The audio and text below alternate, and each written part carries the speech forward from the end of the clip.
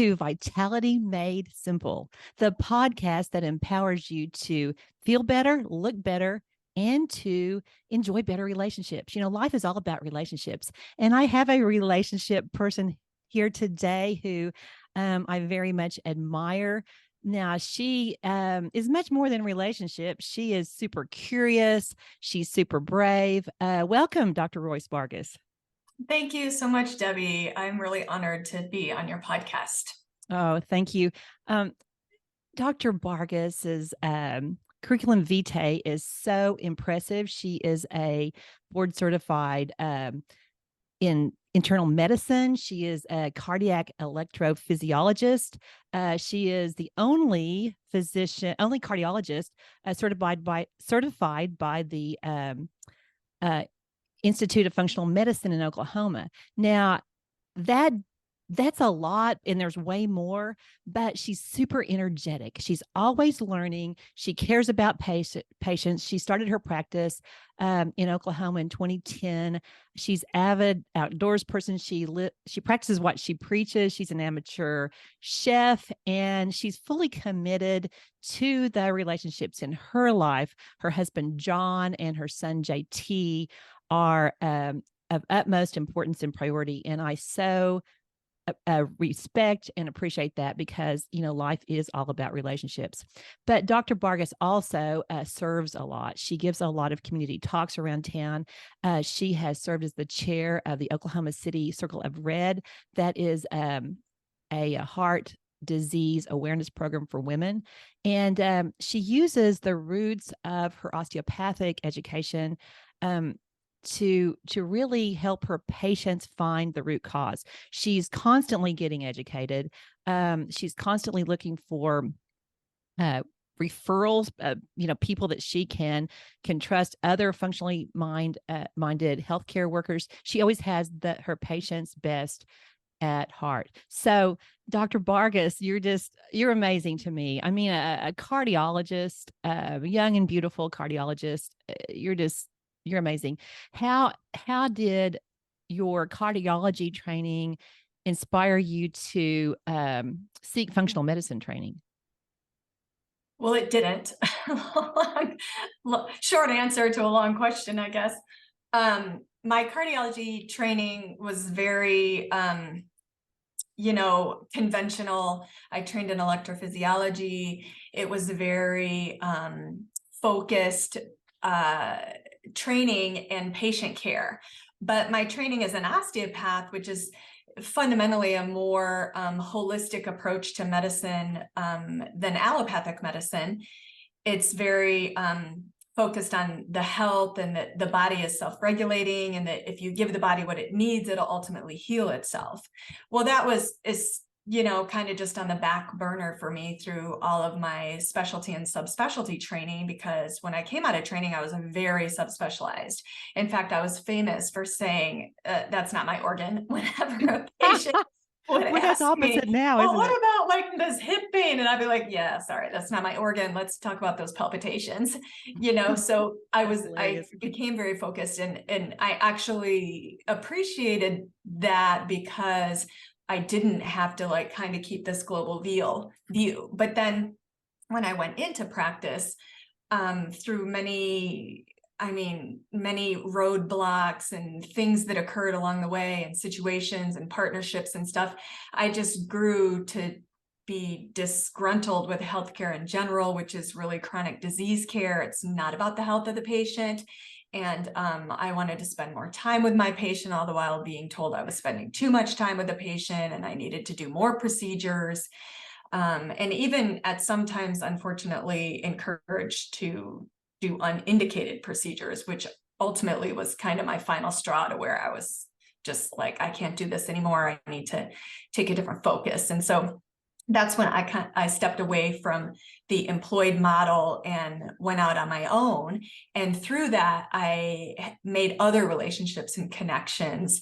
And interestingly, through some hormone training, which nobody would ever expect an electrophysiologist to do, I was introduced to functional medicine. And as soon as I heard about it, I was very intrigued, and I went online and I just read everything I could about it. And in my heart and soul, I knew that was medicine. And I was like, oh, I mean, this is why I wanted to go into medicine to begin with. I mean, I didn't go to medical school to be an electrophysiologist. And don't get me wrong, I love electrophysiology. And really, when I think back, like, what do I love about it? It's the fact that it's the one area of medicine and cardiology where you can actually cure people of disease. They can leave your office and they never have to come back and see you again. And that doesn't really fit, unfortunately, with the conventional model of medicine, which also contributed to just my kind of disheartened nature in that career path. And so anyway, I learned about functional medicine. I completely submerged myself in it and went through the certification process with the Institute of Functional Medicine. It took about 2.5 or 3 years to get my full certification. And then I opened my current practice, which is the only integrative cardiology practice in the state of Oklahoma, on Valentine's Day of 2019. Oh, I started hearing about you, and it's like, I've got to meet this woman. And actually, when you were talking just a few minutes ago, I got tears in my eyes hearing about, I mean, I'm like, woo, because Yeah, it happens to me too, Debbie. Pardon me? I said it happens to me too. It's a well, just story. hearing about your heart. I mean, yeah. that's what medicine is all about. It's about caring about people and teaching them how to take care of their body and helping them have this longer health span to feel better, more days of their life, and be able to live their life to the fullest. I mean, you do that with the patients that we share. I see that you inspire them and give them hope. Patients know if you care about them. They do. And unfortunately, a profession where it's intuitive that it's a caring profession, although I'm not like incredibly nurturing myself, we're supposed to care about people, and physicians don't care about people. And It's a super stressful career, and it all comes down to the, bottom line from a financial standpoint, especially the current model. And patients know that, and they want more, and they deserve more. Like, they deserve a doctor who cares about them and wants what's best for them and is willing to educate them, which is vastly missing in the modern model. Mm-hmm. Yeah, I think a root word of physician is actually teacher. So, people always say that you listen, and then the reports you write are, oh my goodness, they're incredible. Well, tell us about how you've changed your cardiology practice in terms of incorporating functional medicine root cause testing. Right. So I have a highly unusual practice in that I still have a fully conventional based side of my practice, and it's getting to be less and less and less. And so I would say at this point, as far as the number of patients I see in a week's time, I'm probably about 60-40, 40% conventional and 60% integrative and functional. If you want to consider my time, I'm probably closer to 80-20 because those functional patients take so much longer. Those reports that I write, I can spend anywhere between 2 and 6 hours on any given patient. Even though all my visits in that practice are an hour, but it just takes so much of my time before and afterward to do that personalized approach to their healthcare. So in my conventional practice, it still remains fully insurance-based. They're much shorter visits, although I'll say that they're still about 3 times longer than you get at any other cardiology practice. But there's none of that kind of outside the box thinking. If you have high cholesterol, I'm going to offer you lipid lowering pharmaceutical therapy, that sort of thing. So I still have that. I have phased out some of electrophysiology. I stopped doing ablations about a year ago, and that was a very difficult choice, but It's the right choice for me, for my practice, and certainly for my patients.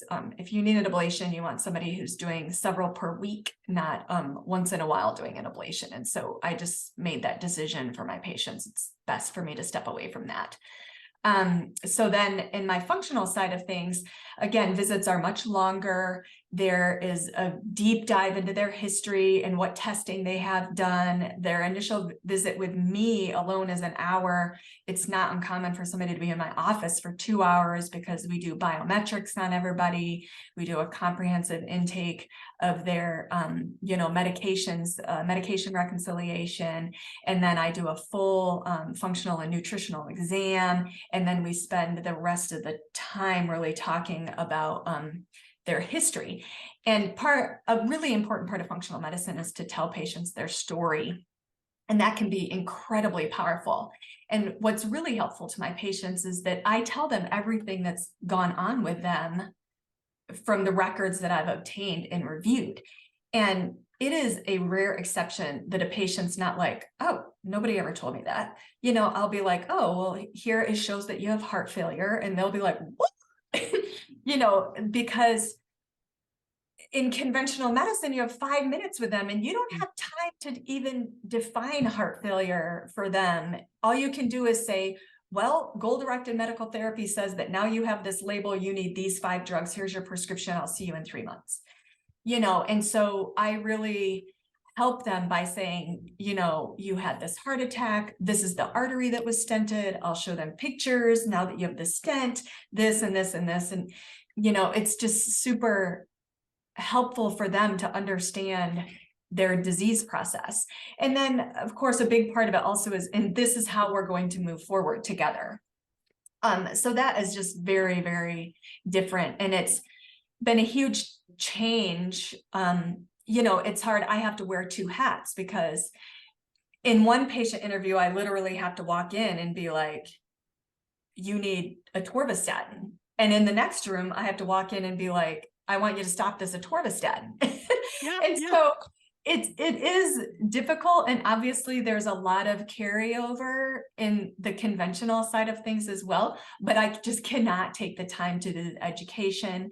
You might not know it, but insurance companies do not bill providers for any sort of nutritional advice. You have to be a licensed dietitian or an RN to bill any sort of nutritional counseling. And so patients don't understand that too, that, well, my doctor never tells me what I should eat. My doctor never talks to me about diet. Well, we're not reimbursed to talk to you about diet. So we can't spend 10, 20, 30 minutes reviewing like the Mediterranean meal plan and how beneficial, the science that backs that for cardiovascular disease, because we're paid $0 for that. And that's just like one of the crime of the way modern healthcare and disease care is set up. And so I have to wear that other hat because I don't have time and people aren't paying me, to wear the integrative hat in the conventional side of things. But I will say that probably 80% or more of my referrals and new patients that come even into the conventional side have picked me because of my philosophy and who I am. Absolutely. That's what I see all the time with you. Plus, it's ironic, Dr. Bargas, that if insurance pays, they're probably going to get nutrition advice that you or I would not agree with. 100%. It would be the my plate thing. And, so it's, again, it comes back to people being proactive about their health and seeking out somebody like you who's actually done the research and knows more what they need. Now, one thing you do in your practice that very few physicians do is salivary testing with diagnostic with oral DNA. So tell me how, finding out what's happening in the saliva, the oral microbiome, tell me how that's impacted your treatment and suggestions with your cardiac patients. Right. So I focus in my integrative cardiology on the prevention side. I say that cardiovascular disease comes from what I have coined the fiery 5. I hope to write a book someday. So Do it. I'm going to bug you about that. So one of the fiery five is inflammation. It's probably the number one cause of all disease, cardiovascular disease, dementia, cancer. It all boils down to inflammation. And so when I do testing on patients, I don't just do a lipid panel and maybe a high sensitivity CRP, which, although it's probably standard of care at this point, most people aren't getting that in their cardiologist's office either. But I will do a deep dive into their lipids, a deep dive into their metabolic health, and a deep dive into inflammation. And so I look at many, a handful of inflammatory markers. And one of those is hsCRP, which is kind of a non-specific measure of very low levels of inflammation in the body. And then I look at something called Lp(PLA2), and that is a marker of inflammation actually within the artery wall, which is obviously highly suboptimal and nobody wants to have that. And then I'll look at interleukin-6 sometimes, which can be a specific marker for some cardiovascular inflammation. And I always look at oxidized LDL, which is looking, or apolipoprotein B, which is looking at that, quote, bad cholesterol and seeing if it's oxidized, which is basically like rancid fat in the bloodstream, super inflammatory and atherogenic and causes plaque.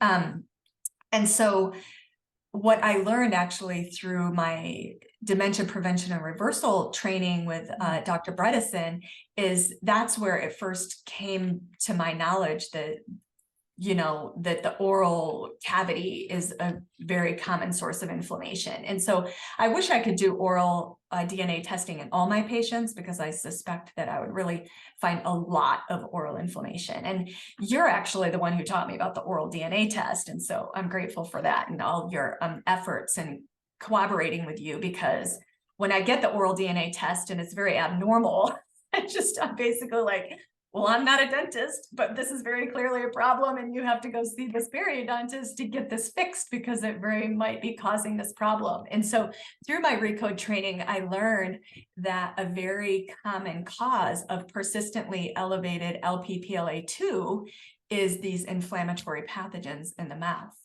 And that's really where I was like, oh, wow, I have to look for that. So although I do think everybody could benefit from the test, I specifically use it in my practice when I cannot optimize the hsCRP or the Lp(PLA2) using, a whole foods non-inflammatory diet. I optimized gut function because obviously increased gut permeability is an incredibly common source of inflammation. Then if it's still not fixed, I just basically say it has to be the mouth, can't be anything else. And we look in the mouth. And so we know specifically for diseases that I really care about, that P. gingivalis is without a doubt a lot of data linking it to Alzheimer's disease. And then from a cardiovascular standpoint, Fusobacterium is linked to cardiovascular disease. And many of these other pathogens can cause metabolic disease and cancer, and those are the two that, specifically interest me, and the oral DNA testing looks for those. And so that can be very helpful. Interestingly, Dr. Bargas, I learned about oral DNA through a cardiologist, Dr. Bradley Bell. I went to a vascular inflammation class probably 14 or 15 years ago, just on a whim, got a flyer in those days, probably didn't, it wasn't through email, but went out to Las Vegas and went through some intensive training in vascular inflammation just because I was seeing so many correlations among my patients. And that's when oral DNA started. So we visited the lab in Minneapolis to, get to know those people. And then Dr. Bell's program has become a preceptorship in heart attack and stroke prevention. And so I can't express my admiration enough for you that you have embraced the fact that the mouth is actually attached to the body. I sort of, as a smart aleck, called my TED Talk the forgotten orifice, because, it's like it's out here somewhere. But indeed, you're so right. It is the beginning of the gut. It starts here, and if the gut is so important, then the mouth has to be important too. And people do not take care of their teeth. But I mean, also, as you know, I have so many patients that are like, oh, no, I see my dentist, he says everything is really great. And, they're not even checking gingival depth. And so there's a huge, not only is there a monstrous gap in the cardiology community, but there's a huge gap in the dental community as well. And so it's great to have this collaboration and this relationship so that my patients aren't lost when I can identify something that could really be seriously impeding their health. We need more people, or, at least some people out there that can help them fix it. Well, a big thing at the Bell-Donine preceptorship was that there needed to be a cardiologist to work with. And so then I found you, and it was just thrilling because you're curious and you're a learner, and that seems to be what's missing to me in so much of the medical community. You go to school. I mean, I graduated in 85, so my goodness, everything's changed since then. So necessarily we have to continue to be a learner, and that brings me to the point of the certification you got through Dale Bredesen, the RECODE program. This is absolutely fascinating, listeners. This is information every single person listening needs to hear. Tell us about RECODE, reversing cognitive decline. That's basically the acronym, correct? Yes. And so there's pre-code and recode.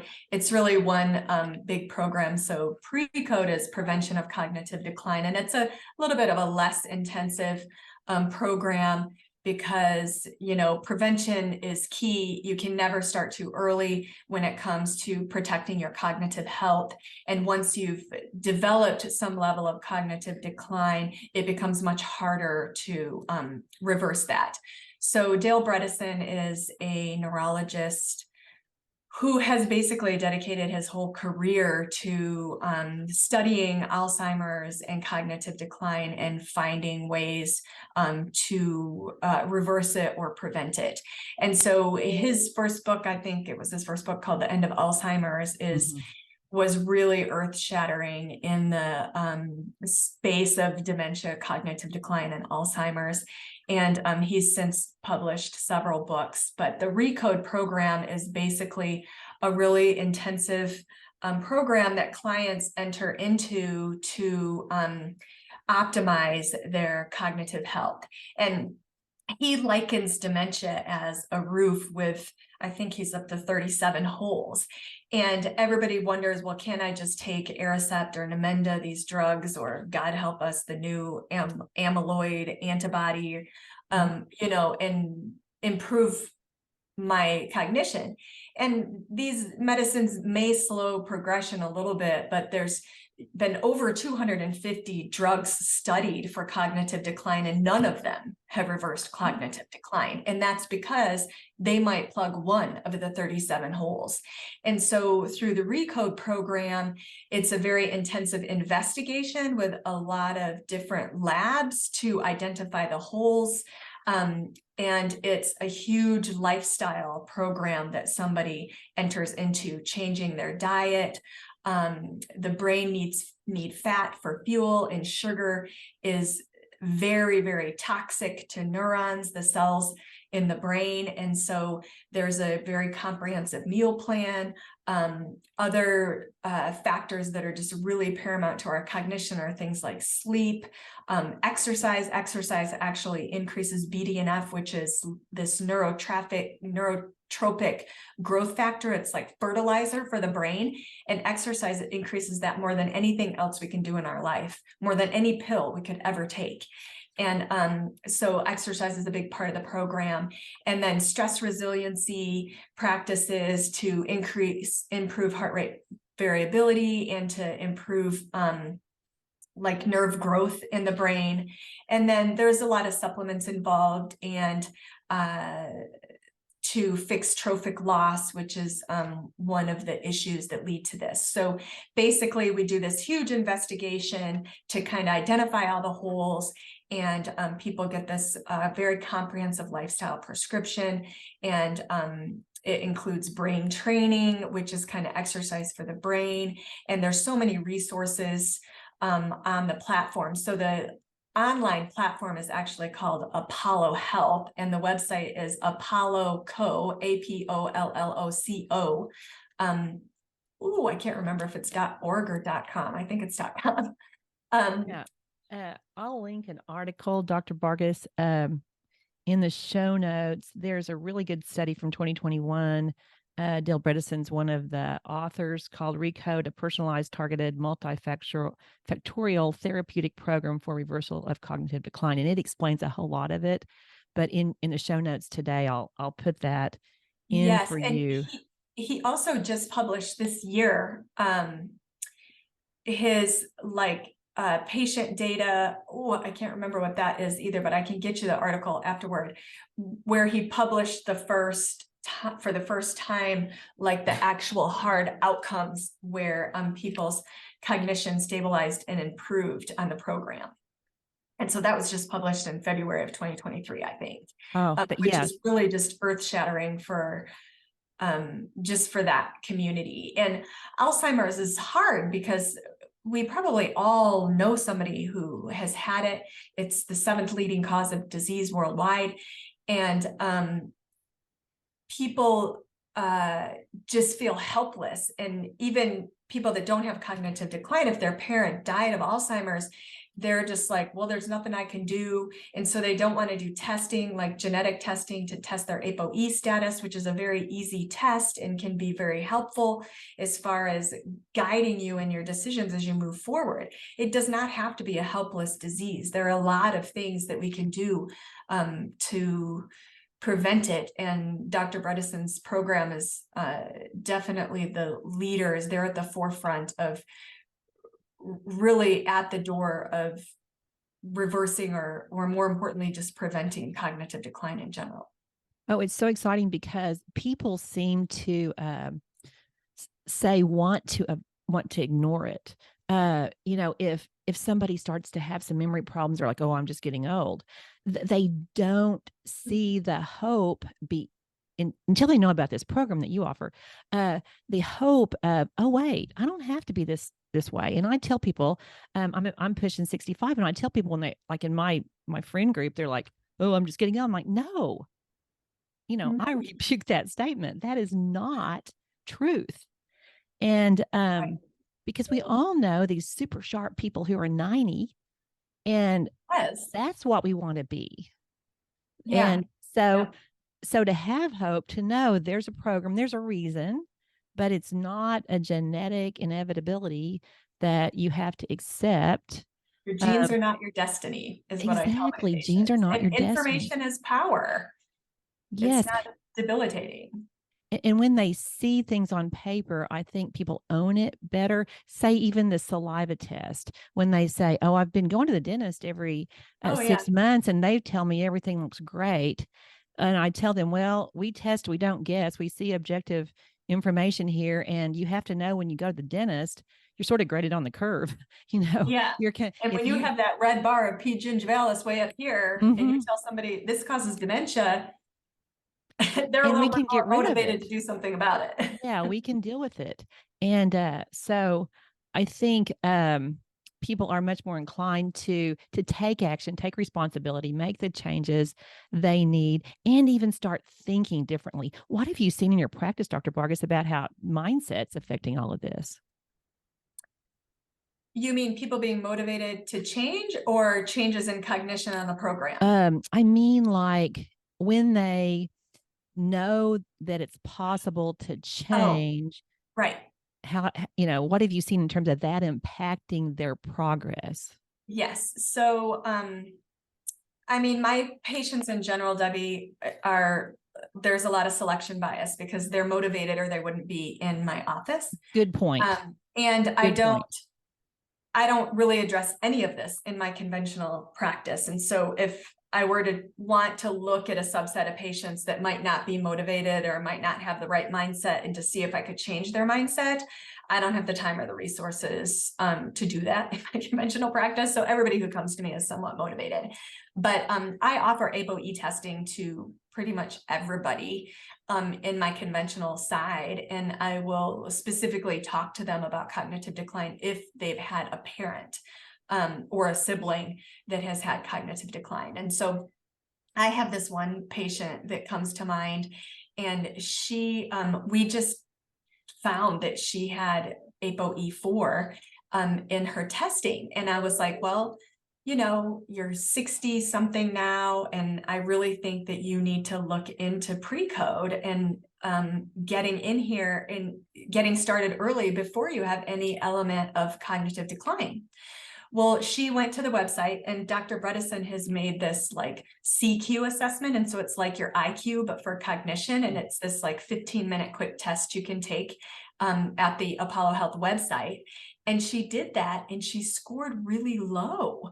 And they told her she had to go into RECODE. And she and I were both shocked. And she actually has significantly impaired verbal and visual memory. And she's had it for kind of a while. Like, she plays with her grandkids, you know, that memory game where you flip over the cards and you have to find the pairs. And her grandkids like make fun of her because she can never remember where the other one was, and she can't match it up and make the pairs. And so she's been in RECODE now for about 6 months, and she's already improved in that game with her grandkids. But I just saw her last week, and she was just pouring out with her gratitude of how she's so grateful to be empowered, and how this whole thing is so empowering. And it's like given her husband peace of mind that he knows we're doing something, and that there's all these things that she can do to lessen her chances of having Alzheimer's and becoming significantly demented as she moves forward. And so she's very grateful, motivated, empowered, and I believe that she's going to do well, because she really is doing the work and does all the things. That brings tears to my eyes again. I mean, what an incredible story. I guess I'm eating a lot of Lactobacillus reuteri also. So my oxytocin's super high. Oxytocin is flowing. It's flowing. But you know, it comes back to relationships, Royce, because, you know, her husband wants to spend time with her. She wants time with her grandkids. Her grandkids need to get to know her. So all these things we do, it's about the relationships in our life. What I see is that when people start to decline mentally, people stay away from them. They start getting isolated. They start not going places. Oh, and yes. So that, you know, compounds their problems. And then I've had people, you know, that I'm referring to you say, oh, it's expensive. And I'm saying, no, it's not expensive. When go to the memory care unit and ask how much it is a month. Yeah. I mean, good grief, 8,000 a month, 9,000 a month, you know, and you're isolated. People don't visit a lot of people in the memory care unit, except out of obligation, or, I mean, love, but still not for, you know, interaction or, you know, it's tough. It's tough. Yeah. And we all have trouble prioritizing time to spend with people who can't interact. I mean, you know, we've had a person in our family that, oh, we need to go see her because, but, you know, didn't really know us. So that's tough. Yeah, it's not, I mean, our relationships are about also making us better people and fulfilling us as humans and, you know, responsible members of society. But once somebody has severe cognitive impairment, like, they're not adding to our growth very much. And so it makes it hard to put ourselves out there for that. And people, you mentioned cost. I mean, you want to talk about something people don't want to do. It's like open their pocketbook to take care of their own health. You know, if my insurance doesn't pay for it, I don't need it. And your insurance only pays for what's sickness that's happening right now, you know, which is that what you want? Like, do you want to have a heart attack before your insurance is going to help you? You know, do you want to have dementia before your insurance is going to pick up the bill? Like, it just doesn't make sense. I mean, the system's broken, but no one of us can fix it. And at the end of the day, like, you got to take care of you. Right. And it's an investment into your health and your future and your relationships. It's totally, it's totally an investment. As I told you off camera, Royce, I'm on Instagram. So an Instagram that I recently put up is sort of a story. You know, if you noticed a few termites in your house, so you called the termite expert out and said, "Hey, check me out for termites," and he said, "Yeah, you've got termites. It's here and it's here and it's here and it's here, but don't worry, we'll just watch it. And when we need to rebuild that wall, I'll be back. When we need to redo your foundation, and I'll be back." You would be like, "Fire that termite inspector. He's worthless. That's ridiculous." But that's exactly what happens with the insurance model in current medical care. We have, low levels of inflammation, all these markers you look at. And it's like in the conventional world, number one, they probably wouldn't be looking at those early markers. But number two, if you took them that test, they'd be like, "Oh, we'll just watch it. We'll just watch it. We're going to watch it get worse," is what's not said. And, then when it gets worse, just like the termite inspector coming back and saying, "Oh, you're going to need a new wall here or a new whatever," that's when the cardiologists generally get in and say, "Let's put some stents in." And, that's where the money is for a cardiologist, as you well know. It's not in what you're doing, but gee yeah, and whiz, that's where the listeners. monies are for the hospitals, and that's where the monies are for the pharmaceutical industry. And that we haven't even talked about, like the whole political decision-making corruptness that have kind of led to our current model, that, disease feeds the pocketbooks of many. And so there's no like incentive from a regulatory standpoint or even a hospital standpoint for people to not be sick, for sure. Right. You I started definitely seeing have that to in, take care of yourself and think outside the box if you don't want to just become another statistic. you do. I started seeing that in my clinical practice before I started doing only chronic inflammatory issues. And that's what sent me back to school to A4M, because I started seeing these people, they would save their money for retirement and they'd be looking forward to all this fun stuff. And then suddenly they're going to doctor and doctor and doctor and getting this replaced and feeling terrible. I mean, that's the thing that's so beautiful about what you do. Where they start with you, they're going to feel better. They're going to be thinking more clearly. They're going to have less pain. They're going to be able to run and play. They're going to get to do what they wanted to do. Yeah. Health span and longevity is what it's about. Yes, it's health span. But it's hard work, Debbie. It's hard work to be healthy, especially in our world where, we're surrounded by Franken foods, as Dr. Hyman calls them, and the food industry. And even if you're trying to get news about nutrition, like some education about nutrition, there's so much propaganda and misinformation. It's just hard. And then it's hard to not be lazy, quite frankly, like to get up, to exercise, to meditate, to eat well. These are all the things that are going to help us live long, healthy, happy, joyful lives. But it's hard. And unfortunately, it's a very small subset of the population that's really willing to do the work. One of my favorite cartoons is, I use it in a lot of my cardiology talks. It's a doctor talking to his patient. He says, "Well, what works better for your schedule? 30 minutes of exercise every day or death 24 hours a day?" That's great. Well, and it is a small segment. And I think one thing patients talk to me about and that I've experienced, you get some pushback from some of your family members when you do change what you eat, when you decide to eat less sugar. What are you hearing in that area from your patients? Oh, I actually there's a question on my initial intake questionnaire.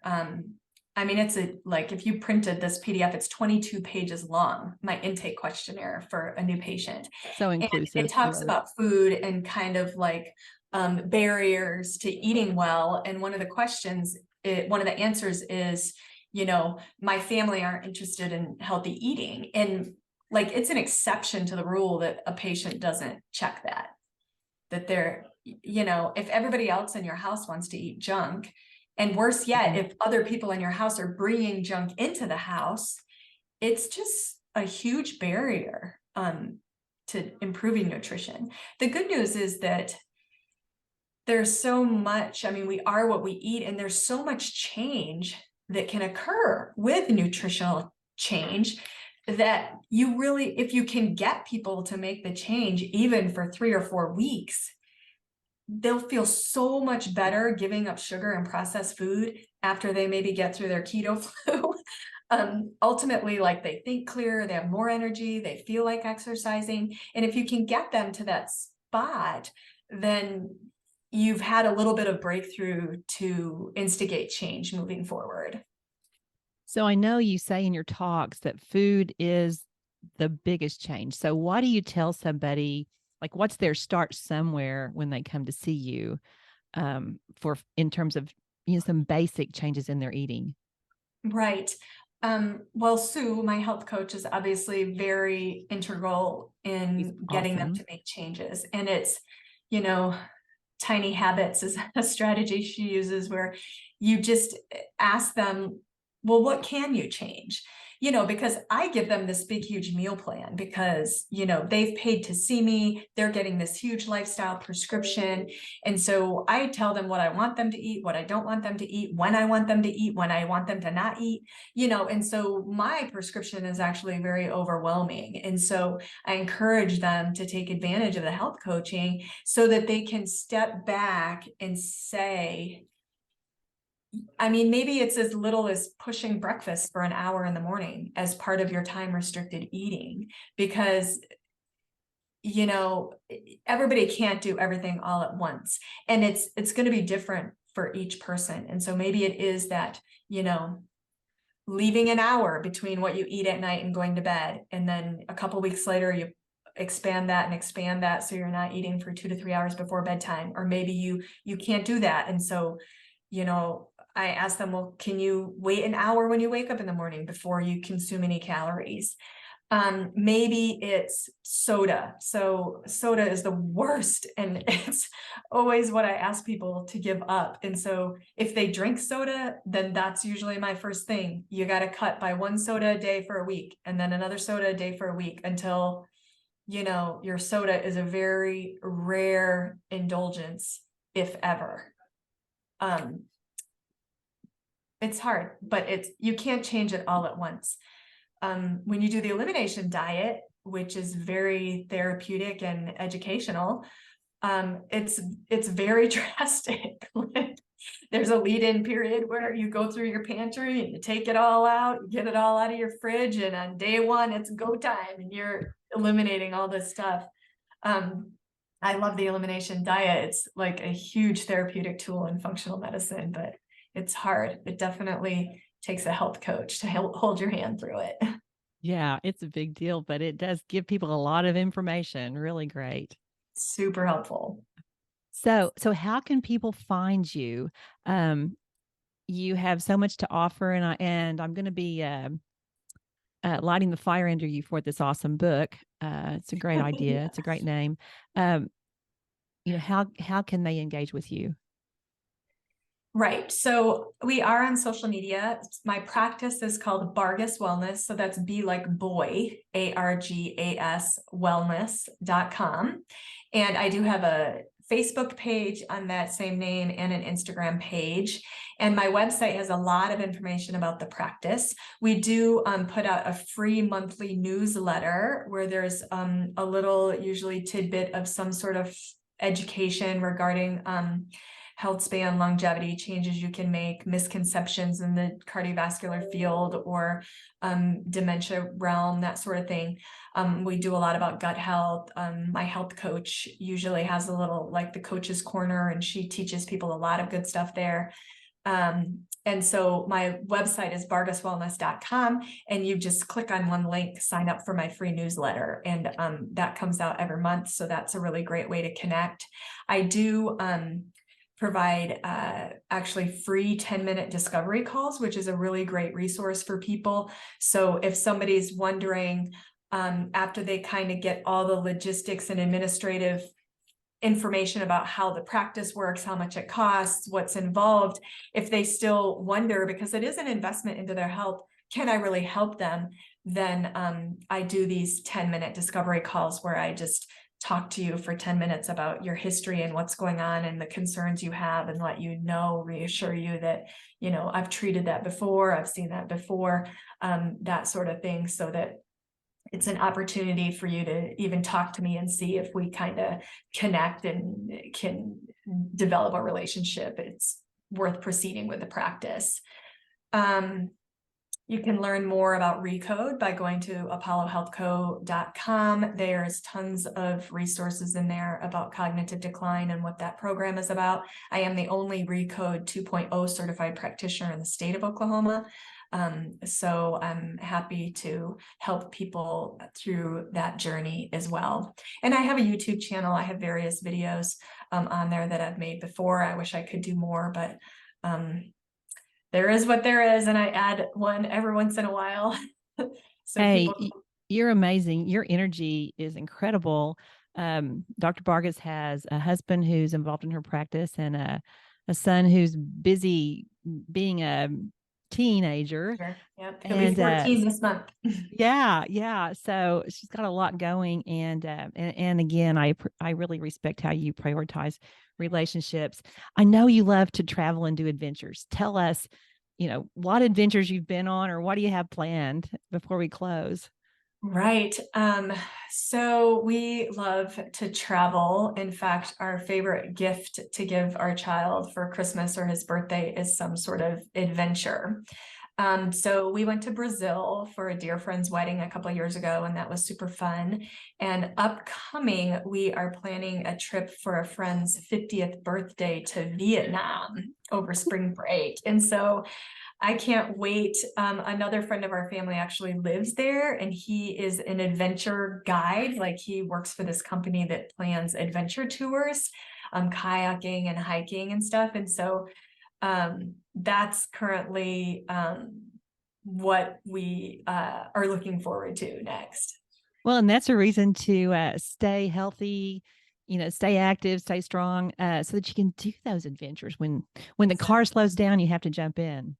It's Yes, just, exactly. you Well, go. we hiked to the bottom of the Grand Canyon last year for Uh-huh. spring break, and that was a phenomenal trip. We love to travel, and it's very fun. That's great. Oh, I think it's so essential for people to have these, things they want to do out there that are the why Yep, of the something to hard look forward work to. of Mhm, staying healthy. for Well, sure. well, For sure. thank you, Dr. Bargas. I so appreciate it. And thank you, listeners, for listening to Vitality Made Simple. Our podcast is now in 102 countries and 2,563 cities. So that's all because of you. That's because you're sharing and listening. And I really appreciate it. We want this information to help you feel better, look better, and enjoy better relationships, to increase your health span, and to just help you have a more joy-filled life. Blessings until next time.